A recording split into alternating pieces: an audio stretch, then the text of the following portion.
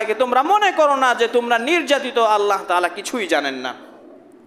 তারপরে আল্লাহ নবী সাল্লাল্লাহু আলাইহি ওয়াসাল্লাম তিনি ভবিষ্যৎবাণী করছেন, সায়াকুনু উমারাউ ফুসাকাতান জুরাতান, অচিরেই এমন সময় আসবে যেই সময়ের ভিতরে যারা ক্ষমতাবান থাকবে তারা মানুষদের উপর জুলুম করবে, মানুষদের উপর জুলুম করবে এবং তারাও পাপ পঙ্কিলতার পক্ষে থাকবে, কোরআন হাদিসের পক্ষে তারা থাকবে না।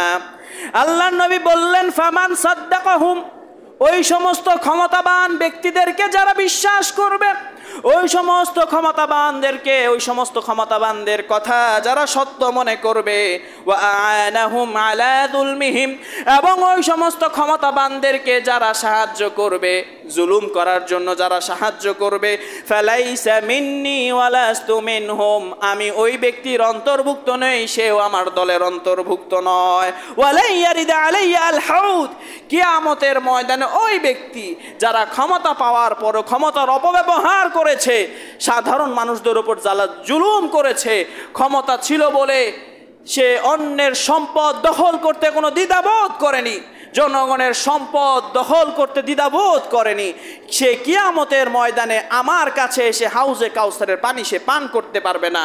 সেই সাথে ওই ব্যক্তিও হাউজে কাউসার পান করতে পারবে না যে ব্যক্তি এই সমস্ত জুলুমকারী ক্ষমতাবানদেরকে সাহায্য করেছিল, ওই সমস্ত ব্যক্তিদেরকে সত্য মনে করেছিল। হাদিসটি হলো সাহিহুল জামিউর মাজমাউজ জাওয়াইদ নামক গ্রন্থের 5 নম্বর খণ্ডের 247 নম্বর পৃষ্ঠা। অন্য এক বর্ণনায় এসেছে, কিয়ামতের ময়দানে এই সমস্ত ক্ষমতাবানদেরকে কিয়ামতের ময়দানে কিভাবে আনা হবে। সকল ব্যক্তি কিয়ামতের ময়দানে উঠবে, কিন্তু এই যে ক্ষমতাবান যাদেরকে আল্লাহ ক্ষমতা দিয়েছেন তাদেরকে কিভাবে হাসরের ময়দানে তোলা হবে, আল্লাহর নবী বলছেন, মা মিন আমিরি আশারাতান, কোন একজন আমির, কোন একজন বাদশাহ, কোন একজন ক্ষমতাবান ব্যক্তি কিয়ামতের ময়দানে ইউতা বিহি ইয়াউমাল কিয়ামাতি মাগলুলাতান ইয়াদুহু ইলা উনুকিহি, কিয়ামতের ময়দানে ওই সমস্ত ক্ষমতাবান ব্যক্তিদেরকে তাদের হাতগুলো বাঁধা থাকবে এবং তাদের হাতগুলোর সাথে পা এবং ঘাড়ের সাথে বেরি পরা থাকবে। বেরি পরা মানে হলো যারা জেলখানাতে ভয়ানক আসামি হিসেবে, সবচেয়ে বড় আসামি হিসেবে রায় পায় এবং তখন তাদেরকে বেরি পরানো হয়। বেরি হলো গলায় একটা শৃঙ্খল থাকে, হাতেও শৃঙ্খল থাকে, পায়েও শৃঙ্খল থাকবে।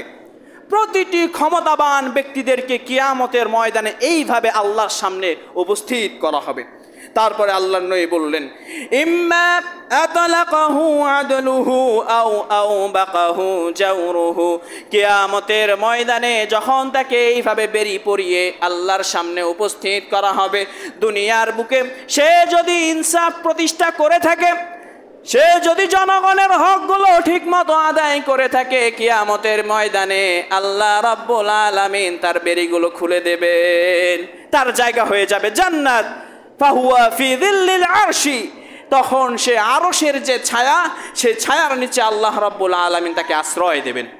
আর যদি জনগণের হক মেরে কেউ খেয়ে থাকে, জনগণের উপর নির্যাতন করে থাকে, চাই সে যেই হোক না কেন, কিয়ামতের ময়দানে যখন তাকে বেরি পরিয়ে এইভাবে আল্লাহর সামনে উপস্থিত করা হবে, যখন ঘেটে দেখা হবে সেই মানুষের হক নষ্ট করেছে, তখন তাকে আও বাকাহু জাওরুহু, তাহলে তাকে এইভাবেই তাকে জাহান্নামে নেওয়া হবে। সে শৃঙ্খলাবদ্ধ অবস্থায়, বেরি পরানো অবস্থায় তাকে জাহান্নাম দেওয়া হবে।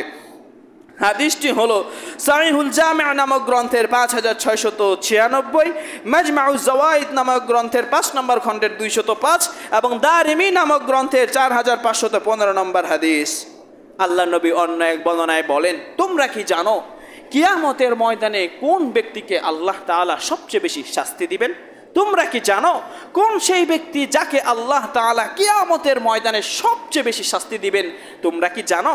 আল্লাহর নবী বলছেন, আশাদ্দুন নাসি আযাবান ইয়াউমাল কিয়ামাতি ইমামুন জায়ের। কিয়ামতের ময়দানে সবচেয়ে বেশি শাস্তি ওই ব্যক্তিকে আল্লাহ তাআলা দিবেন যে ক্ষমতা পাওয়ার পরে ক্ষমতার অপব্যবহার যে করেছে, যাকে আল্লাহ তাআলা ক্ষমতা দিয়েছিলেন কিন্তু জনগণের হক